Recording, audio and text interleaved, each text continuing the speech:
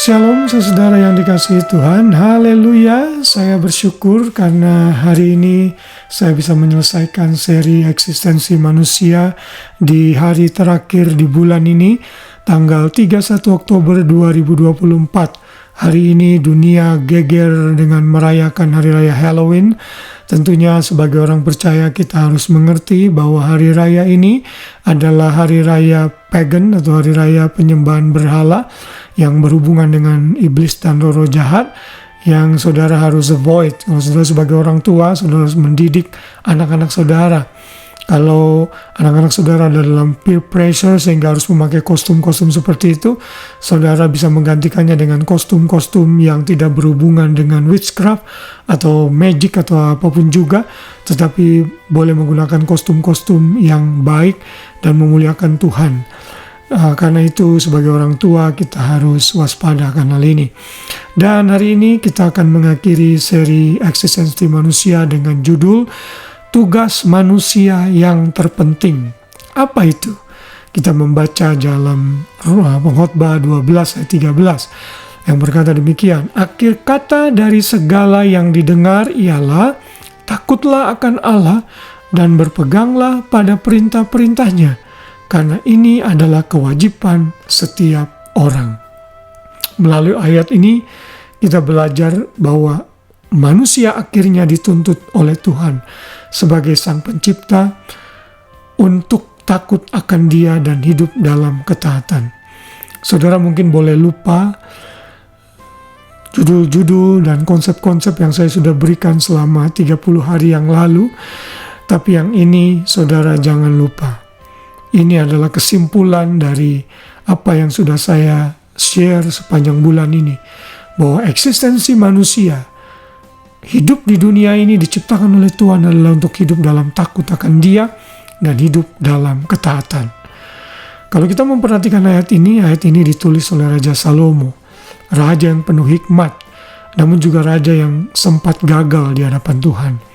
Di akhir hidupnya ia sadar bahwa Tuhan menuntutnya dan semua manusia yang hidup untuk takut akan Tuhan dan mentaati segala perintah-perintahnya. Tentunya perintah untuk taat kepada Tuhan ini sudah sangat akrab didengar di telinga Salomo. Karena sejak kecil anak-anak Israel diajarkan untuk hidup dalam takut akan Tuhan. Para orang tua harus mengingatkan anak-anaknya. Misalnya dalam Ulangan 10 ayat 12, Mika 6 ayat 8, dan masih banyak lagi ayat lain yang Tuhan berikan kepada umat Israel agar mengajarkan kepada anak cucu mereka untuk hidup dalam ketaatan dan takut akan Tuhan.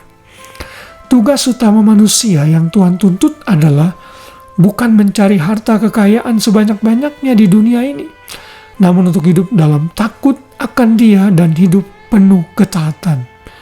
Tugas penting ini seringkali kita lupakan dan kita mengejar sesuatu yang lain sehingga kita miss the point. Kita tidak ngerti mengapa Tuhan menciptakan kita. Setelah ayat di atas, Salomo menutup dengan menyatakan, karena Allah akan membawa setiap perbuatan ke pengadilan yang berlaku atas segala sesuatu yang tersembunyi, entah itu baik atau itu jahat. Jadi alasan kita untuk hidup dalam ketaatan kepada Tuhan adalah siapa taat akan memperoleh imbalan, dan siapa yang tidak taat akan mendapat ganjaran. Mari kita semua sebagai manusia buatan Allah mengerti akan hal ini dan makin giat melakukannya. Efesus 2 ayat 10 menyatakan kita ini ciptaan Allah sendiri, diciptakan untuk perbuatan baik seperti yang sudah Ia tentukan sebelumnya. Dan biarlah kiranya renungan malam ini mengingatkan kita, menjadi pengingat kita bahwa dasar utama Tuhan menciptakan kita adalah membawa kemuliaan kepadanya. Dan tidak ada cara yang terbaik untuk memuliakan Tuhan selain kita hidup dalam ketaatan dan takut akan Dia. Takut akan Tuhan harus memerintah seluruh dimensi kita. Apakah kita sebagai suami, istri, anak-anak, pegawai, majikan. Kalau kita punya roh takut akan Tuhan, maka kita sudah mengerti untuk apa Tuhan menciptakan kita sebagai manusia. Mari sebelum kita mau melakukan hal-hal yang buruk di hadapan Tuhan, ingat apakah itu mengecewakan Tuhan atau tidak. Apakah yang kita lakukan memuliakan Tuhan atau tidak? Atau malah mencoreng nama baik Tuhan dan akhirnya mempermalukan hidupnya, dirinya yang dia sudah berikan bagi kita. Dan biarlah seri mengenai eksistensi manusia ini kiranya memberkati Bapak Ibu, saudara semua. Sekali lagi, kalau saudara diberkati dengan renungan-renungan malam seperti ini, saudara bisa bagikan kepada orang lain, forward kepada sebanyak mungkin orang, sehingga kita sama-sama saling membangun di dalam tubuh Kristus. Mungkin saudara tidak bisa membuat renungan seperti ini, saudara mungkin tidak bisa bicara di depan umum atau tidak bisa menulis, tapi saudara bisa forward message-message renungan-renungan yang baik kepada orang lain, baik itu renungan saya atau renungan dari para hamba Tuhan yang lain yang bisa membangun tubuh Kristus. Haleluya, mari siapkan hati untuk memasuki bulan November dengan sikap hati yang benar, dengan pengertian yang makin baik mengenai siapa kita, untuk apa kita diciptakan, dan kemana kita akan pergi. Haleluya. Biarlah segala kemuliaan bagi Tuhan. Selamat malam, selamat beristirahat. Biar kasih Kristus menaungi kita semua.